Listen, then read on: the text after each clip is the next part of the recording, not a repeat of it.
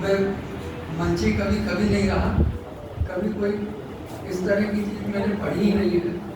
और मंच के बहुत सारे नियमों से मैं नावाकिफ हूँ, मगर फिर भी जब मुझे बुलाया गया है तो मैं इसके ऊपर कुछ न कुछ भाषण तो मैं बहुत देता रहा हूँ, छठी क्लास से लेकर और इंजीनियरिंग तक भाषण देने में तो बहुत रहा, मगर कवि और कविता और मंच कवि होने का सौभाग्य कभी नहीं मिला। सबसे पहले मैं मंच पर उपस्थित सभी विद्वानों का नमन करता हूँ।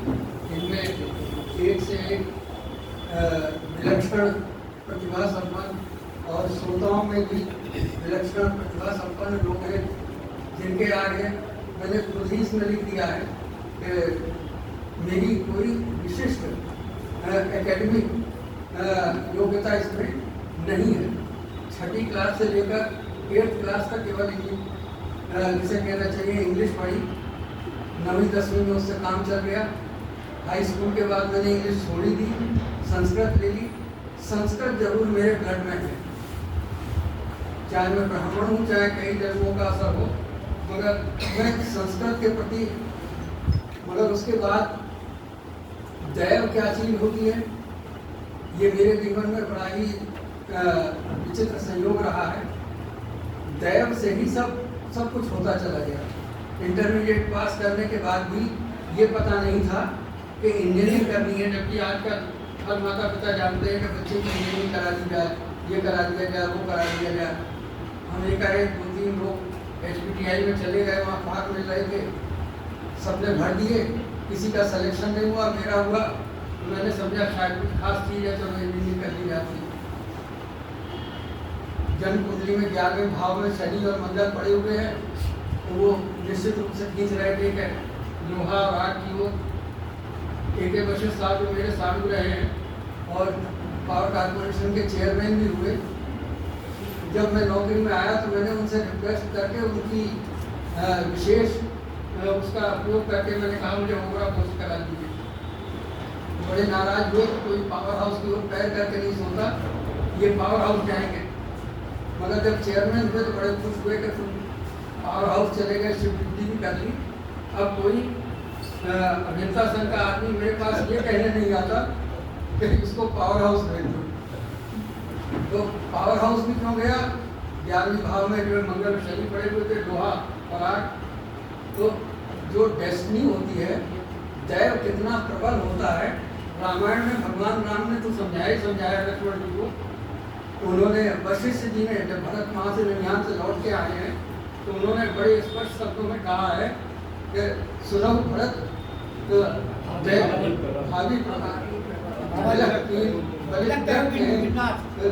मुनिनाथ हानि लाभ जीवन मरण यह सब कहते हैं। भगवान राम ने लक्ष्मण जी को बड़ी उससे समझाया है कि जिस चीज की आपने अपने जीवन में कल्पना भी न की हो, उनका अगले दिन राज तिलक होने वाला था और एकाएक वनवास हो गया। उन्होंने लक्ष्मण जी को बड़े नाराज थे कि मैं तो अभी धनुष बाण लेके आपको राज तिलक करा देता हूँ, मगर उन्होंने कहा नहीं, ये दैव वो है जिस चीज की आपने कभी जीवन में कल्पना ही न की हो और वो एकाएक आके खड़ी हो जाए, तो इसको दैव कहते हैं। दैव क्या चीज है? विवाह भी एक दैव वो है, मतलब आप जानते नहीं, कुछ नहीं, ये दैव वरदान है जिसे कहना चाहिए। विवाह जो होता है वो भी दैव से होता है। तो इन चीज़ों को जीवन में समझना बहुत वो है। और ये देवदास जो कृति है, ये दैव की कौन सी कृति है? दैव के कारण ही, मतलब आज भी समाज में है, कभी विवाह संबंधों में दैव ऐसा सामने खड़ा हो जाता है, कभी माता नहीं मानती, कभी पिता नहीं मानता, कभी इसकी माता नहीं मानती, कभी उसकी पिता नहीं मानता। और विवाह में ये जो बाधाएं होती हैं, इनके कारण किशोरों के ऊपर जो प्रभाव या कुप्रभाव पड़ता है, वो आज भी है समाज में। आज भी बेमेल विवाहों की वजह से और उनकी भावनाओं को न समझने की वजह से नाना प्रकार की विकृतियाँ और अंततः आत्महत्या, हत्या और तमाम अपराधों की जननी इसी उसकी वजह से है कि इन चीज़ों में दैव का जो व्यवधान है वो नाना समस्याएं पैदा करता रहता है। इस स्थिति में देवदास की जो सबसे बड़ी दैव जनित वो है, उनके मतलब पारों को पत्नी के रूप में, पारों को बहू के रूप में स्वीकार करने के लिए परिवार तैयार था, मगर उनके पिता जो थे वो उस पर नहीं थे, और उनकी जो विल्स थे उसके कारण देवदास भी कुछ नहीं कर पाया, और वो अंत एक अस्थिर चित्त वाला व्यक्ति था। देवदास स्वयं में निर्णय न करने वाला व्यक्ति था, अव्यवस्थित चित्त वाला व्यक्ति। अव्यवस्थित चित्ता नाम प्रसादों की भयंकर क्षणे तुष्टा क्षणे रुष्टा तुष्टा रुष्टा क्षणे क्षणे, अव्यवस्थित चित्ता नाम प्रसादों की भयंकर। वो कभी प्रसन्न हो जाता था, कभी पारों को मारपीट भी कर देता था, और कभी बड़ा दार्शनिक भी हो जाता था। तो वो एक अव्यवस्थित चित्त वाला व्यक्ति था जिसका स्वयं के ऊपर कोई नियंत्रण नहीं था। फिर संगत का असर, किस व्यक्ति को किस उम्र में क्या संगत मिल जाए, उस संगत की वजह से, चुन्नीलाल की संगत की वजह से वो वहाँ चंद्रमुखी के यहाँ पहुँच गया, मदिरा पान करने लगा। ये सब चीज़ें आज भी प्रासंगिक है, तो इसमें ऐसा कुछ नहीं है कि ये चीज़ें आज नहीं हैं। इनकी वजह से समाज में तमाम विकृतियाँ हैं, और सभी लोगों के लिए सोचने की ये वो भी है। वो देवदास इतना ही नहीं, मतलब अव्यवस्थित चित्त होने की वजह से फिर धीरे धीरे उन पात्रों में पारो जुड़ती चली गई। जो बाल्यकाल के जो आकर्षण होते हैं, उन आकर्षणों में विचित्र वो होता है, और 17 से 21 साल की उम्र जो होती है वो बड़ी विचित्र होती है। मैं स्वयं, हमारे मेंटर थे, हमारे टीचर थे दयाशंकर मिश्र जी, जिन्होंने 6वीं 7वीं 8वीं में हमें रगड़ कर मतलब उस काबिल बना दिया था कि हम मतलब अंत तक मतलब उनकी बात मानने की वजह से कहीं भी असफल नहीं हुए। उन्होंने एक प्रतिज्ञा करा दी थी कि बेटे 10वीं और 11वीं कक्षा में, मतलब 10वीं कक्षा में हमारे साथ थे, उन्होंने प्रतिज्ञा कराई थी कि 10वीं और 11वीं कक्षा में तुम घर से निकलोगे PNSD की ओर जाते हुए कानपुर में, रास्ते में 2-3 टाकिस पड़ते हैं, तुम पिक्चर मत देखना बस। हमने उनकी बात डांट मान ली थी, और 12वीं कक्षा तक कोई पिक्चर नहीं देखी, और 12वीं कक्षा तक पिक्चर न देखने का जो वो है, उसकी वजह से 12th क्लास हम मतलब PNSD जैसा स्कूल था जिसमें आप के टॉपर जानते हैं उसको, हाँ मतलब वहाँ पर टॉपर्स की क्लास हुआ करती थी, नेशनल स्कॉलरशिप होल्डर, मतलब पूरे सेक्शन होते थे। उनमें मतलब जिनके जैसे नॉर्मली 72% से ऊपर के लोग, उस जमाने में 72% बहुत बड़ी बात होती थी। 74-75% वाले लड़के जो होते थे वो एक क्लास में अलग कर दिए जाते थे। 60-70 लड़के थे हमारी क्लास में, और इंटरमीडिएट में उसमें से पास होकर फर्स्ट क्लास केवल 5 लड़के निकले थे। मतलब कहते थे कि हाई स्कूल के टॉपर इंटर के टॉपर होते थे। तो ये उन्हीं हमारे गुरु जी की कृपा थी कि जिन्होंने प्रतिज्ञा करा दी थी। कई लड़के ऐसे थे जो गाना गाते हुए हाथ में घूमते रहते थे, और उनसे मैथ साइंस नहीं चली। तो ये गुरु कृपा, मतलब कैसा आपको गुरु मिल जाए और गुरु आपके ऊपर कैसा प्रभाव डाल दे, ये मतलब जीवन के साक्षात वो है। तो ईश्वर करे सबको ऐसे गुरु मिले, और इच्छा है कि उनके नाम पर कुछ कर पाए। इंटरमीडिएट ये बार बार मैं देवदास से थक जाता हूँ। तो एक कवि और कलाकार जो होता है वो साहित्य में, जैसे उपन्यास में है, एक बहुत छोटी सी घटना होती है, 2 लाइन में 4 लाइन में निकाल दी जाती है, मगर साहित्यकार और कवि कल्पना में उस छोटी सी घटना को एक्सपेंड करता है और मनोभावों को विस्तार देता है। कलाओं में सर्वश्रेष्ठ कला आचार्य रामचंद्र शुक्ल जी ने काव्य कला को ही कहा है, मतलब जिसमें संसाधन न्यूनतम हो और उसका प्रभाव अधिकतम हो, वो कला उन्होंने सर्वश्रेष्ठ गिनाई है। तो उन्होंने जैसे वास्तुकला है, ताजमहल बनाया लाखों करोड़ों रुपए और संसाधनों की, तो उनको कला की श्रेणी में उन्होंने बहुत नीचे गिना। मगर एक काव्य कला में तुलसीदास की निकलिया दामिनी दमक रही धर्मानी, एक लाइन से उन्होंने इतना बड़ा कैनवास खड़ा कर दिया तो काव्य कला को उन्होंने सर्वश्रेष्ठ कला में दिया है। और संस्कृत जो है वो संगीत और काव्य की ही भाषा, संस्कृत जैसी भाषा दुनिया में कोई दूसरी नहीं है। संस्कृत ने मुझे इतना मंत्रमुग्ध कर दिया था कि मैंने हाई स्कूल के बाद इंग्लिश छोड़ दी थी, क्लास इंग्लिश की अटेंड करता था और संस्कृत का मैंने अपना वो ले रखा था। फर्स्ट सेकेंड शिफ्ट में संस्कृत फर्स्ट शिफ्ट में 8 साइंस के साथ होती थी, तो मैं क्लास नहीं अटेंड कर पाता था। शास्त्री जी बड़े नाराज होते थे कि तुम साइंस साइड वाले समझते हो कि संस्कृत ऐसे ही है, मगर संस्कृत तो ब्लड में है, चाहे ब्राह्मण होने की वजह से और चाहे जन्मांतर की वजह से।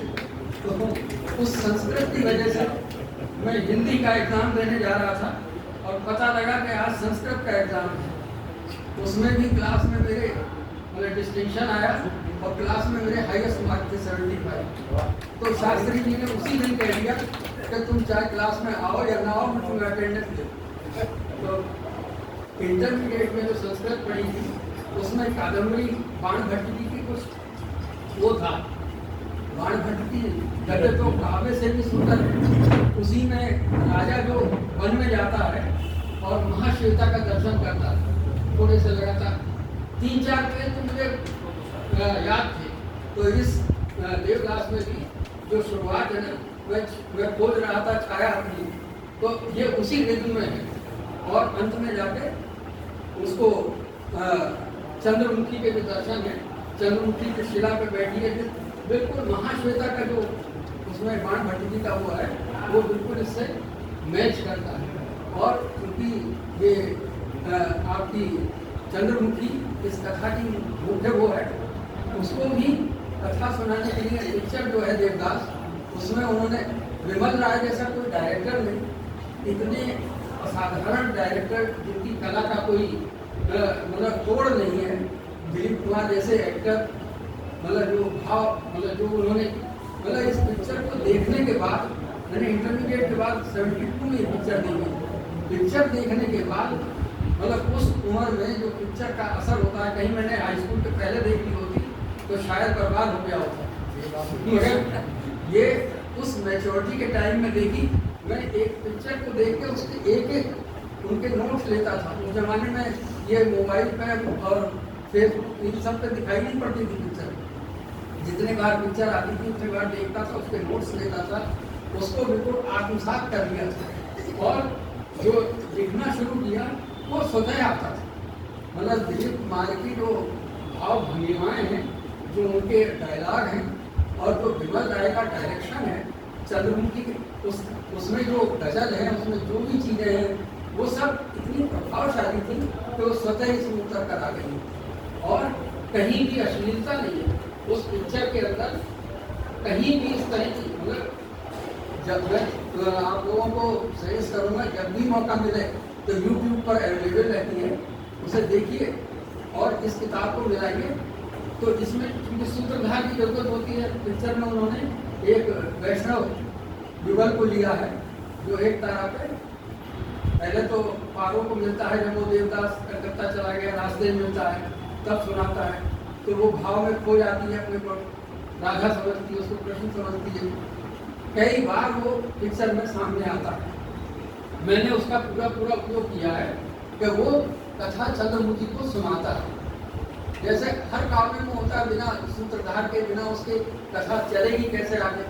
और कथा का जो अंत किया है, क्योंकि वो सूत्रधार है, उसको गांव में दोनों के आता जाता था, सारी चीज़ें सब पता थी, मगर अंत में वो देवी के मंदिर में जाता है। वाल्मीकि रामायण में जैसे वाल्मीकि जी को ब्रह्मा जी ने वरदान दिया था कि भगवान राम की सारी चीज़ें ज्ञात अज्ञात तुमको स्वतः ज्ञात हो जाएंगी। उन्होंने पूरी रामायण लिखी है, तो बिल्कुल सब चीज़ें हैं, वो वरदान उन्हें प्राप्त हो गई थी। इसी तरह मैंने अंत किया है उससे कि उस एक तारा को, गाने वाले को, युगल को, वो मंदिर में जाके देवी के सो जाता है और देवी उसे वरदान देती है कि कविता में करुणा नृत्य करेगी, कविता में करुणा नृत्य करेगी और देवदास की सभी चीज़ें तुम्हें, मनोभाव तुम्हें स्वतः ही ज्ञात हो जाएगी। तो ये कथा जो वो गाकर सुना रहा है, देवी की कृपा से उसको वो सब चीज स्वतः ही प्राप्त है। और गायन में इसमें पूरा करुणा ही रस है, चरित्र वर्णन से लेकर हर चीज में। मतलब ये काव्य जो है करुणा का ही काव्य है।